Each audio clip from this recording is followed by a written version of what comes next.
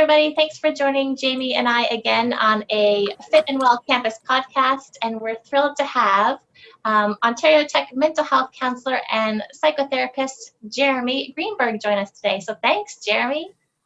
Thanks for having me.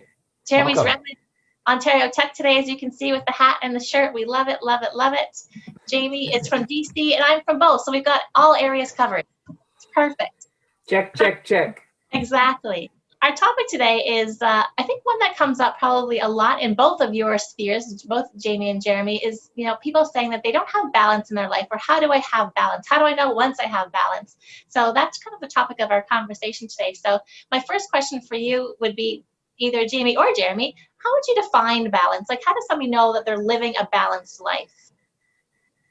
Jeremy, how about you? You take it. You're the guest today. It's a great question. To me, balance is really the key to a healthy and enjoyable life.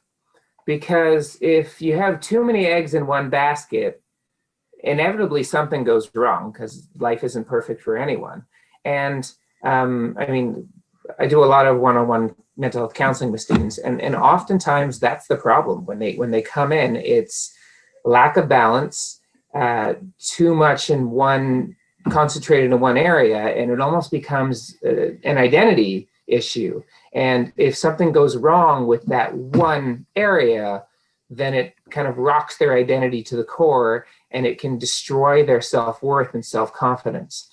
What I've found has been helpful with students is to talk about extremes being incredibly dangerous, even for healthy things. So, I'll ask students, is it healthy to drink water? And everyone's like, yeah. And I said, unless you drink too much, then you can drown internally and die. Is it healthy to exercise? Yeah. Yes, in the right proportions, because if you exercise too much, you get injured. And in my career, I've seen a lot of students who were among the healthiest people become some of the most unhealthy because they got injured. They lost their physical routines, and then it was like, why bother eat healthy or live a healthy lifestyle? I can't exercise anymore.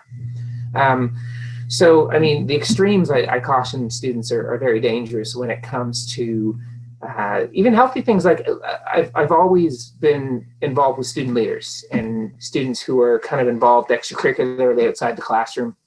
And I encourage them to do that. There's stats that show they get better grades when you're involved outside the classroom. To a point. If you're too involved, if you give too much extracurricular, your grades will suffer.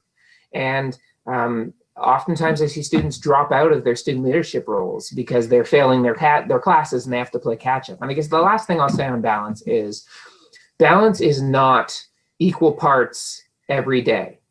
To me, balance is looking at your life as kind of a book, and there's different chapters, and it's totally appropriate if you're during exam season to basically study 18 hours a day and sleep the rest. That's the right thing to do for those, 4 to 10 days, if that's what you need to do to get through the semester. And then when that's done, you need to catch up on sleep and catch up on friends and family and kind of exercise and all the healthy things that you've delayed. And that's okay. If you look at your life, on a day in, day out balance, you might say for that week or two, this is incredibly unbalanced. But I encourage students to look at their life over 12 months, over 24 months. In a year, do you check off all the boxes you need to do? Knowing sometimes you're going to be very social, and other times you're not going to have time to be social at all. Sometimes you'll have more time to sleep than sometimes you'll have more time for exercise or volunteering or whatever it is. So that's a lot on balance. That's kind of when I do presentations on this, that's usually what comes out. Yeah, I love that analogy of it's kind of like chapters of a book, because so often, and I know for me too, it's looking at what's right in front of me, like what's today, what's this week. But I think it really changes when you kind of broaden that, when you open it up to looking at this month, this time in your life, this bigger expanse of time. So it's kind of like just looking at that bigger picture stuff sort of thing. And for me, I know when I talk about balance, I think a word that comes to my mind is like alignment. So often people are finding themselves, exactly what you said, Jeremy, like kind of going to extremes. Like there's too much, maybe there's too little. And so it's looking, okay, well, like, when do you feel aligned with, your values, your purpose, what you like doing in life? Well, what feeds your soul? What gets you out of bed every day? And trying to, just either add things or get to reduce things. Because sometimes in conversations, I feel like a lot of times people go, well, what do I need to do? What do I need to do more of? Well, it's like, well, what do you need to do less of? What are those things that might not be serving your best interest in your, in your goals and what you want to achieve? And so it's kind of like looking at that coin two different ways. Like, yes, what do you want to cultivate and add in, but also what might be holding you back? What could you let go of? And that could be like relationships, people, social media, time on our devices, all the things, especially with COVID and being at home and using technology all the time. And say, well, what might need to be a little bit different? What's going to bring you kind of circling back to be more in alignment with what you truly want, maybe who you truly are. So that's, another part of the balance conversation that I often have with students. I love that idea of taking something away too. You can't just keep adding to your plate constantly and expect to have a balanced life. So I know when people talk about work-life balance, if your boss asks you to do something, obviously you probably have to do it, but maybe you suggest to him, so what do you not want me to do then if I'm taking on this additional piece? Because we can't keep adding on to people's plate. We know, especially now, I think after the pandemic or during the pandemic, a lot of us have had more focus around what our life was out of balance before and how do we make it. So I like that idea about, it's not just adding things, it's what can you take away so that you do have more balance. I think that's an important piece. Mm-hmm. Yeah, I refer to that as a stop doing list. Many people have to-do lists. Very few have stop doing lists. Cool. I've never heard of that. I might steal that, Jeremy. So if you hear more students talk about it, you know where it came from. Yeah. So Jeremy, if there were to be, a student comes to you that has lots of extremes, what's their starting point then for starting to attain more balance? Always starts with awareness. Awareness can be curative until they know and can see that it's an issue. Then they're going to go on doing it the exact same way. And I think the other piece is getting at what's the benefit of doing it this way? Because people do things that they see as beneficial, right? At some level, conscious or unconscious, they're doing things that feed them and meet some of their needs. So, in an extreme example, a heroin addict, you can tell them all you want, that's not good for you and that's bad for you. And they're going to say, but when I do it, it feels amazing. So why would I stop? It feels amazing, right? So in many cases, it's about identifying what needs they are meeting with these less than optimal, unhealthy behaviors and trying to replace, not repeal, not get rid of it, but to replace it with something else. And I think a classic example is people are trying to quit smoking. They recommend you do a patch or something, right? It's not like throw all your cigarettes out and just stop smoking. Very few people can do that, especially I've done it a while. It's kind of a transition, chew the gum instead of lighting up, or try the patch. And it's kind of replacing until you can find other things.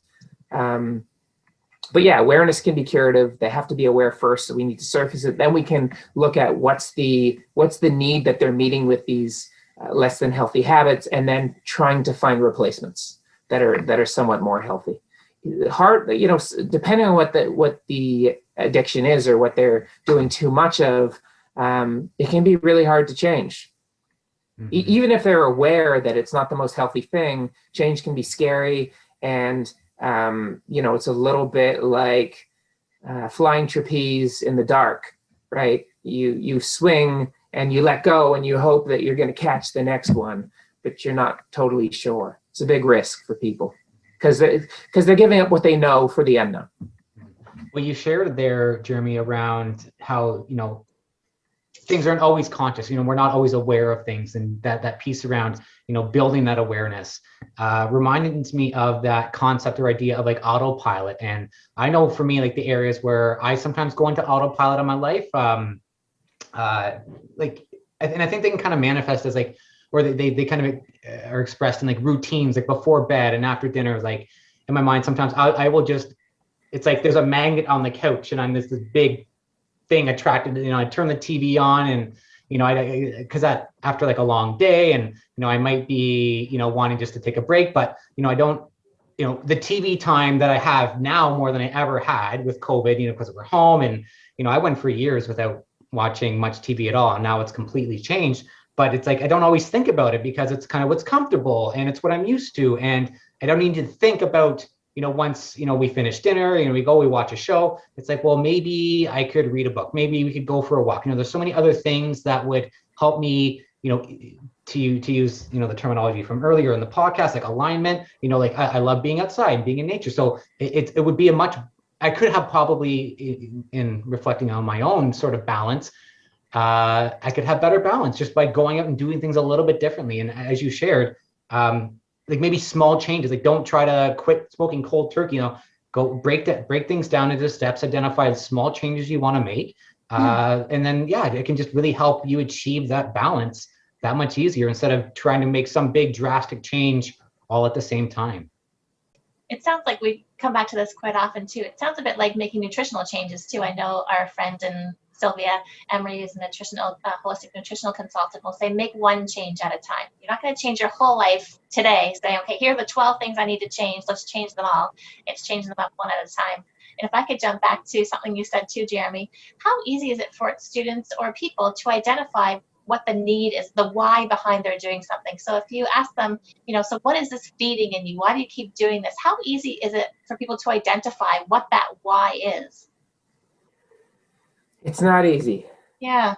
Yeah, it's very difficult. I think they need to be pretty brave and make themselves vulnerable, and they need to sometimes introspect in places that are a little dark and scary, depending on what it is, right? So yeah, I mean, they need to kind of have courage and try things, and sometimes it takes a long time.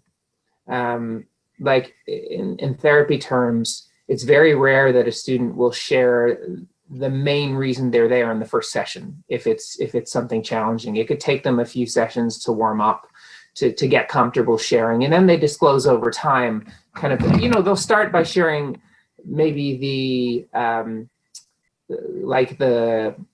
I want to say like the symptoms, but not the disease, if you will. Like they'll share the leaves, not the branches or the tree trunks, certainly not the roots right away. It takes them time to kind of warm up to that. So it really is sequential. And it kind of brings me back, I'm thinking about, and I'm sorry if I'm drifting from your question, I'm thinking about goals, right? Because really, I think about New Year's resolutions and how ineffective most of them are for people, in part because they're too broad normally. They're not specific enough. And also because they're too big. And I think I talk a lot about goals and stretch goals, right? So very easy to attain goals, and then goals that are a little bit harder, and setting both. So you get that small win, accomplishing a small goal, and then you can stretch to a further goal. But if you don't reach the further goal, at least you have some wind at your sails, you have some momentum. And goals, breaking them down, how do you eat a pizza one slice at a time? Same with the watermelon. How do you move a mountain one shovel of dirt at a time? And that's, academically, I often tell students, good is good enough. Right. I'll say to students, I have perfectionists come in and they, if they get less than 100%, they're troubled by it. A lot of times that's a deep inner critic that we're dealing with there. But at the surface level, it really is like, okay, how much time does it take you to get an 85? 25 hours. How much time does it take you to get 100? 100 hours. Okay, so is it really worth putting in 3 times the effort to get an extra 15%? Like what's the difference in your outcome? What is it? Do you want to go to grad school? No. Okay, so what grade do you need to achieve what you want, which is just a degree? 50, 51, 61, depending on the program. Okay, so why are you putting so much time and effort into getting these really great grades, which, I mean, they sound good, if you have no intention of going to grad school and you're not doing an internship? And so let's say they want to do an internship. You need 2.7 GPA. Okay, why do you need a 2.8, let alone a 4.3? Like, how is it serving you? It sounds good to say you have such a high GPA, but if you're investing so much time and effort and energy, and you're beating yourself up, you're losing sleep, you're so anxious, you get less than 100 and you're angry with yourself, what happened to the other 3%? How is that serving you? If you do want to go to grad school, let's figure out what grades you need. Often it's just a B, right? So you don't need the A++. Not for any practical reasons. And if you think you do, then maybe we need to do some internal work to see whose voice is it telling you that you need to get 100%, or what? If you don't get 100%, you are fill in the blank.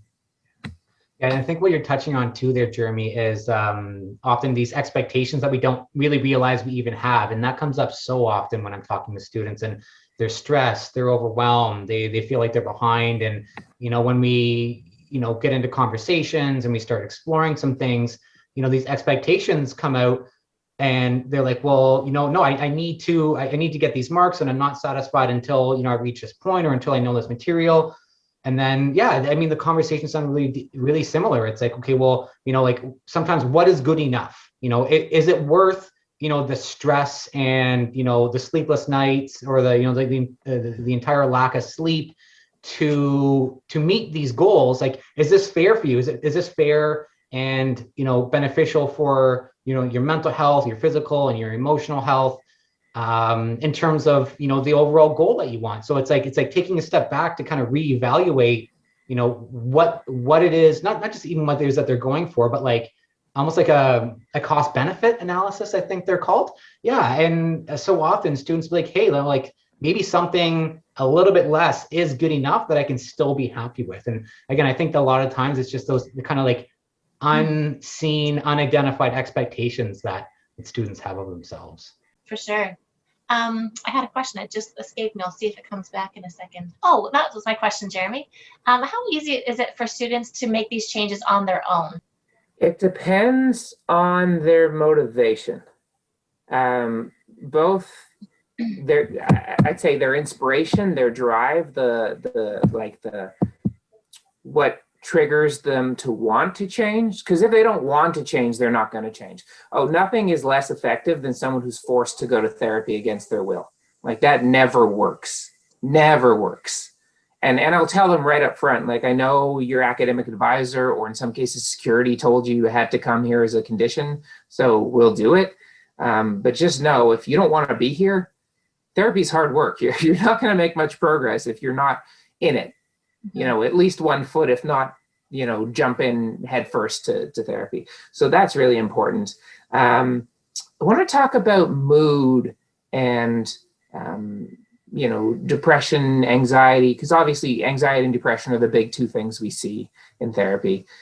They're 1 and 2, and they're often comorbid. They're often kind of interlaced. And when a student is, down, their energy level is significantly reduced. And the more down they are, the lower their mood is, the less they're able to do. So you have some students who are super high functioning, who can balance so many things, extracurriculars and getting great grades and having friends and significant others and like a full, rich life, who reach a point where to just get out of bed, let alone do 1 load of laundry a day, is hard to do, is an accomplishment. And so when they get to those lower mood, lower energy, or panic attack, anxiety, like they can't move, a real important thing we do is we just completely reset expectations and completely scale down goals to what's manageable. And in some cases, it's like, okay, we got to get as much water out of this boat as possible, so that we don't sink. Or, if you're in a hot air balloon, we got to get rid of a lot of these weights. So oftentimes that's when we look at, which of these courses you think you have the chance of passing. And the other ones, let's see if we can get a withdrawal or defer as much as possible these different things, hoping that that this will pass and you'll get your energy back and it's realistic. But yeah, there's definitely circling the wagons and trimming the fat as much as possible, and just basically looking at what's possible given what you're going through right now. And the reality is it's significantly less than it was a week ago when you were firing on all cylinders, when you were healthy. Sometimes you use the analogy of you're trying to run a marathon with a broken leg, or if you're really in tough shape with 2 broken legs, right? And the comparisons are deadly. Students, so many times they compare themselves to their friends or their people they went to high school with, or their cousins.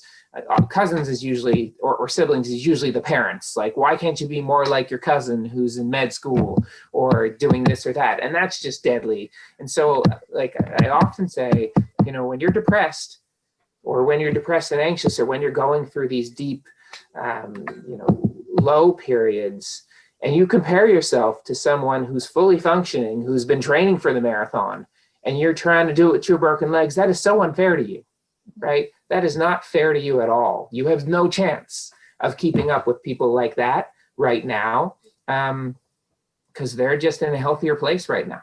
The other thing I say is we don't know the whole story, right? You're comparing yourself to them academically. And yeah, they're doing much better than you GPA-wise. We don't know how they're doing, romantically, or with their family, or with their friendship. We don't know how they're sleeping. Like, there's so many other areas we don't know. And you're comparing a glaring area where you're behind to them and making yourself feel like garbage, when that's not the total picture. Mm-hmm. I love your use of analogies too. They really help. They're aha moments for me where I'm like, I think I can see how they would really resonate with students or anybody that you're talking to, because they certainly resonate with me. Jamie, did you have anything to jump in there? I was going to throw in a final question before we. No, and I think just as I was listening to Jeremy there, and I'm sorry, I think my cat saw that scene in Jurassic Park where the Velociraptor opens the door to the kitchen, because the door is closed and here she is. So I apologize. I'm going to put her down. I think a lot of what I heard there, it's having those honest conversations sometimes, and sometimes they can be hard to have, and that's where, speaking with a therapist, a coach, or some professional, just to have that sort of empathetic, compassionate sort of opportunity to be like, okay, well, like, what's the reality here? Like, are you running a marathon with a broken leg or 2? You know what I mean? And sometimes that can be harder to admit than other times. And so I think it's just the importance of those honest conversations. Oh, very good. So my final question, hopefully this doesn't put you on the spot, Jeremy, and obviously you're not going to tell us about exactly who, but can you think of, might be nice to finish off with a success story. So somebody came in that were maybe completely out of balance and then did some work, and what did they do, and then how it all finished positively? Yeah. Many. I think graduation is the finish line for a lot of students. I mean, everyone who comes to university is there to get a degree, if not a degree and a job. College, a diploma and a job, usually, right? So graduation is such a special time, because they're students that, sometimes they'll outright say it, which goes in the feel-good file. If they send an email or whatever, they'll say, I didn't think I would make it. There were times like I just thought I wouldn't be capable of getting here, and you helped. And I mean, the you helped shouldn't be so important. And it feels really good to hear that I was, a small part of that. That's part of the more rewarding parts of the job. I see big transformations. I think, like, as a therapist, I know that I'm very fortunate to work with post-secondary students is such a joy, such a treat, because they all have enough resilience to have made it to college or university. And that in and of itself shows that they have resilience. Resilience being the number one thing we look for, because it doesn't matter how hard life is. If you have that resiliency, you can dust yourself off, get up again, you can bounce back, you can keep going. And, there are many students who, attend a depression support group with me over the years, or, saw me in therapy, or showed up at a mental health first aid I taught, and, shared some really dark moments, scary moments, for them and for their loved ones, times when they had to, leave school for a time for their health, for their mental health, times when they were dismissed from, dismissed multiple times, sometimes expelled, had to take a couple semesters off. And then they just, they find a way to move forward and keep going. And it's just such a joy. It's so thrilling for them to reach the finish line, to graduate. And it's interesting too, because I mean, one of your questions earlier was like, how do you change or help people change and see what's wrong and stuff? A lot of it is reflecting back, summarizing. So it's basically record, rewind, and play, so they can hear themselves, they can see themselves in their blind spots. Like, that's a piece of it. And another piece of it is, as they get more comfortable, to do a little bit more excavation, a little bit more like deeper, asking some questions that could take them to, deeper places, potentially darker places. Sometimes it's, deeper therapeutic work, like prolonged exposure, where they, if they're brave enough to share their story, we have them share it 12+ times until the, negative hold it has over them becomes less scary, like watching a horror movie that terrifies you 3 or 4 times to the point where okay, this is the part where the guy with the mask and the chainsaw is going to jump out of the thing with blood, and it's going to be funny this time because I'm expecting it, right? It's not going to be scary. Yeah, and I mean, I just got an email the other day from a student who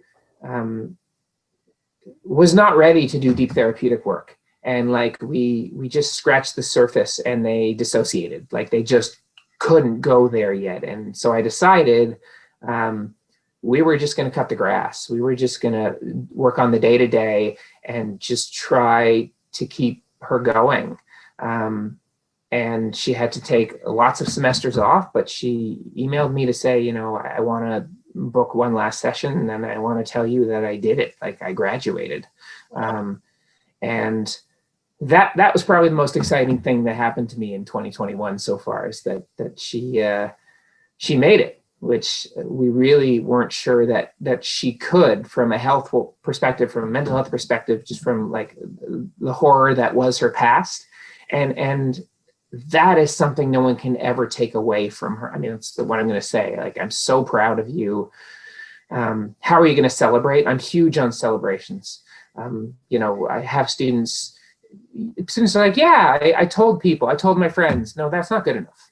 If you achieve something that was, hard to achieve, that you worked hard for, you need to designate something as a celebration. I have them say 3 times, I earned this, I deserve this, this is my reward, before they purchase that pair of, socks, or their jacket, or their, backpack or purse, or they go out for a meal and they toast to the celebration, right? And that way, every time they walk by that restaurant or see that drink or see the shoes or the socks or the knapsack, it's a reminder that when you work really hard and you achieve something that was significant, there's something at the end of the tunnel. There's a pot of gold at the end of the rainbow. And there needs to be that. Otherwise, you're on a hamster wheel and your body eventually says, why am I working so hard day in and day out? There's nothing in it for me. And it's just exhausting. So and students, I'll see them next time. Did you celebrate? Yeah. Like, I talked to my mom. No. Did you say, I earned this, I deserve it, this is my reward 3 times? And what was the reward?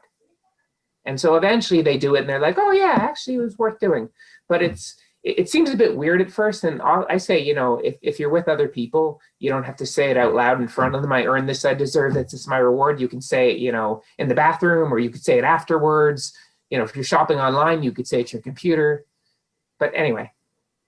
Love it. I love the idea of celebrating. We were just saying, I recently had a birthday, and I don't celebrate a birthday. We celebrate a birth week. So you have something little every day as it's leading up to your birthday. Because it doesn't have to be big or even anything that's purchased. It's just, hey, I made your dinner, or I put a note in your lunch bag, or whatever. So yeah, love the idea of celebrations. And I love finishing off on those success stories, because it is possible. It looks different for every person. I love that you talked about, you don't have to take a full course load. What are you dealing with right now that you can handle right now that will allow you to be successful in one course or in no courses right now, so that you can be successful as a human before you come back and be a student?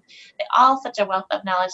So appreciate you joining us. And I'll let you finish off, Jamie, but I'll just remind both DC and Ontario Tech students to look on the website for resources, find what you need. There's tons of supports available on campus and beyond. And if we have staff and faculty watching, just reminding about the EAP providers that are available as well. So lots of help available, and so many people really do care about how you're doing, and they want to see you be successful, whether it's as a student, staff, faculty. So yeah, reaching out when you need to. So thank you so much, Jeremy. So great to have you here. And yeah, any final words from you, Jamie? No, Ange, I think you nailed it. I'll make sure students know how to get connected to Jeremy or to myself or any of the mental health and wellness services at DC or on Tech. And yeah, that's they can work on some resilience and all those good things that came up in conversation today. So thanks so much for being here, Jeremy. Awesome. My pleasure. So just on the contact, all they need to do on the Ontario Tech site is just remember 2 words: mental health. OntarioTechU.ca/mental health. That's where they can find all the resources, the tip sheets, the the recommended apps, the 24-hour numbers, because we are a very bad cell phone plan, no evenings, no weekend service. So, there's 24-hour numbers, there's websites they can go to. All of our therapy groups are listed there. Getting connected with a peer mentor, an upper year student who's had a lot of mental health support training. And then, of course, the crisis counseling or the regular mental health counseling. You can find all of that on mental health. OntarioTechU.ca/mental health is the kind of the one-stop shop for us. Awesome. Thank you. Thanks again, guys. Thanks, everybody, for joining us, and stay fit and stay well. You too. I like that. Stay fit, stay well.